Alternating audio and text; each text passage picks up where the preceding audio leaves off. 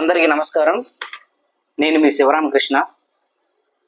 ఈరోజు మీ ముందుకి ఒక మంచి అప్డేట్ అనేది తీసుకొచ్చానండి. అది పై కోర్ టీం ద్వారా నిన్న మనకి అప్డేట్ వచ్చింది.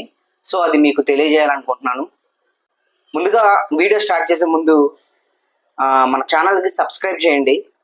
వీలైతే మీరు వినే ఈ మాటలు నాలెడ్జ్ వీలైతే మీ ఫ్రెండ్స్కి షేర్ చేయండి సార్. ఓకేనా? అయితే మనం వీడియోలోకి వెళ్ళిపోదాం. ముందుగా ఆ అప్డేట్ ఏంటంటే, చాలా మంది అకౌంట్స్ అనేవి రిజెక్ట్ అయినాయి. అలాగే టెంటేటివ్ అప్రూవల్లోకి వెళ్ళి, టెంటేటివ్ అప్రూవల్ అంటే ఏంటి? తాత్కాలికమైన అప్రూవల్. సో అది ఫుల్గా కేవైసీ అయినట్టు అర్థం కాదు. ఇంకా కొన్ని చెకింగ్స్ అవసరం అనమాట. సో అందువల్ల అది టెంటేటివ్లోకి వెళ్తుంది.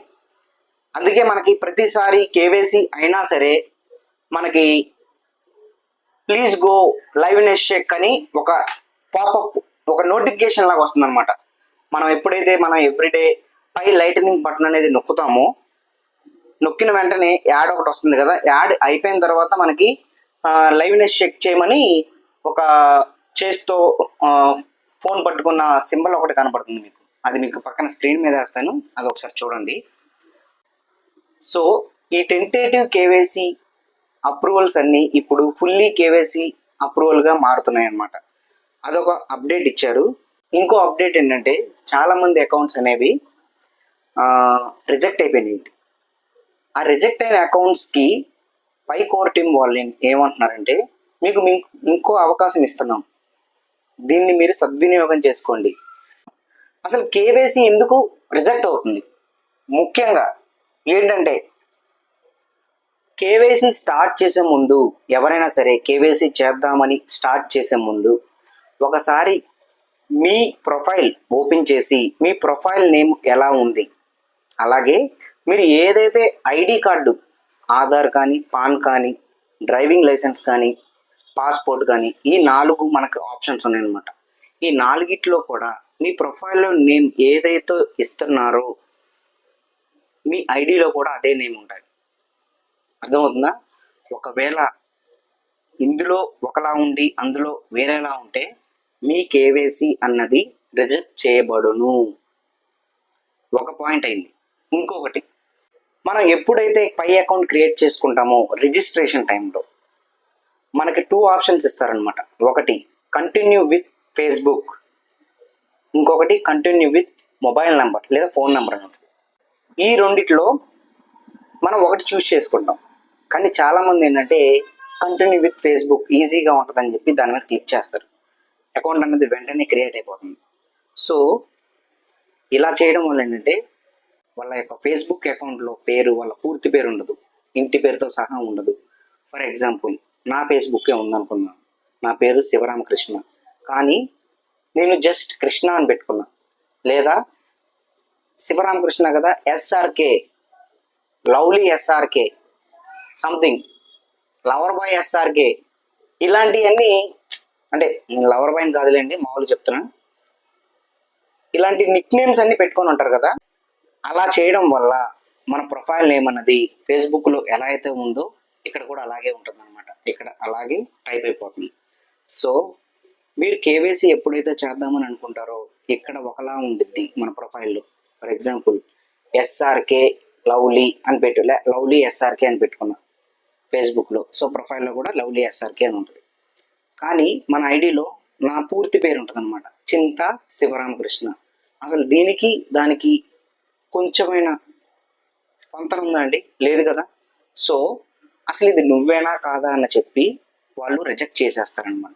ఇది నువ్వు కాదు, నువ్వు పెట్టిన ఐడిలో పేరేమో చింతా శివరామకృష్ణ అని ఉంది, కానీ నీ ప్రొఫైల్ ఏమో లవ్లీ ఎస్ఆర్కే అని ఉంది. ఎవరిని నమ్మాలి? అసలు నువ్వు ఫ్రాడ్, నువ్వు అసలు నిజమేనా లేదా రోబోట్వా అని వాళ్ళు రిజెక్ట్ చేసేస్తారు.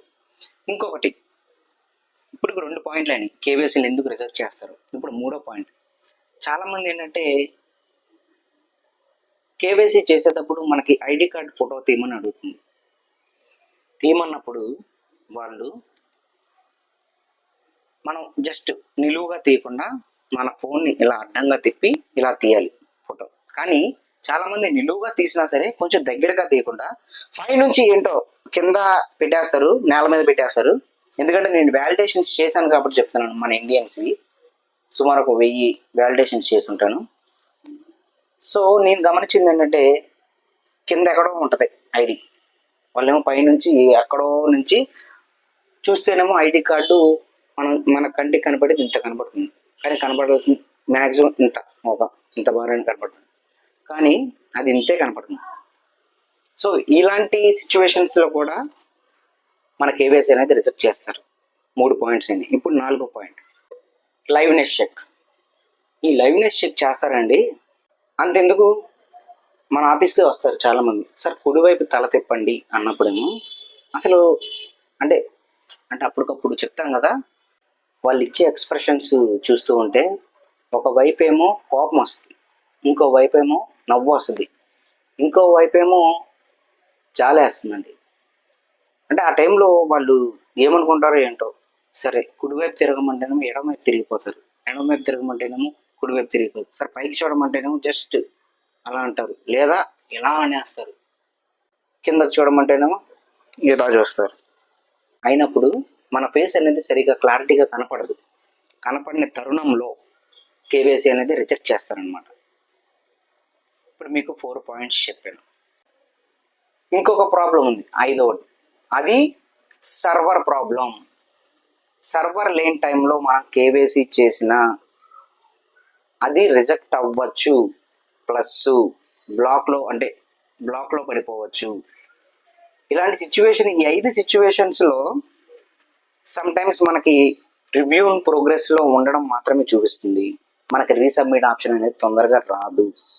సో దయచేసి మీకు తెలిస్తేనే మీరు ట్రై చేయండి, లేకపోతే తెలిసిన వాళ్ళతో మీరు చేయించుకోండి. లేదు అనుకుంటే మన ఆఫీస్కి రండి, మేము చక్కగా చేసి పెడతాం. ఈ 5 కండిషన్స్లోనే మన కేవైసీ అనేది రిజెక్ట్ అవుతుంది, లేదా రివ్యూలో పడిపోతుంది. ఈ రివ్యూలో పడేది ఎప్పుడు మనకి రీసబ్మిట్ వస్తుందో తెలియదు, కానీ హైకోర్టు ఇచ్చిన అప్డేట్ ప్రకారం ఇక నుంచి మనకి నెలకి ఒక్కసారి మాత్రమే రీసబ్మిట్ ఆప్షన్ అనేది ప్రతి ఒక్కరికి, ఎవరికైతే బ్లాక్లో పడిపోయినాయో అంటే లాక్లో, అలాగే రివ్యూలో పడిపోయిందో వాళ్ళకి ఛాన్స్ అనేది నెలకు ఒకసారి మాత్రం వస్తుంది. ఈ నెలకి ఒక్కసారి, మళ్ళీ నెక్స్ట్ మంతే మళ్ళీ ఇది పోయిందంటే అలాగా ఇస్తారు. ఇప్పుడు దాకా ఎన్ని అకౌంట్స్ రిజెక్ట్ అయినాయి లేదా రివ్యూలో పడిపోయినాయి? 1.2 మిలియన్ అకౌంట్స్ ఇలా చేసిన వాళ్ళు ఉన్నారన్నమాట. వాళ్ళందరూ మహానుభావులు. వాళ్ళ వల్ల కూడా మన మెయిన్ నెట్లోకి వెళ్ళడానికి ఆలస్యం అవుతుంది. దయచేసి ఒక్కసారి నువ్వు కేవైసీ ట్రై చేస్తున్నావంటే నీ వల్ల చాలామంది సఫర్ అవుతున్నారు అనేది గుర్తుపెట్టుకో. అర్థమవుతుందా? ఇది నేనేదో వార్నింగ్ ఇవ్వడానికి కాదండి, అంతే కదా. ఇప్పుడు మీ వల్ల వేరే వాళ్ళు సఫర్ అవ్వడం మీకు ఇష్టమైతే మీరు ట్రై చేయండి, రాకపోయినా లేదు అనుకుంటే వచ్చిన వాళ్ళతో ట్రై చేయించుకోండి. ఇదే నా సజెషన్.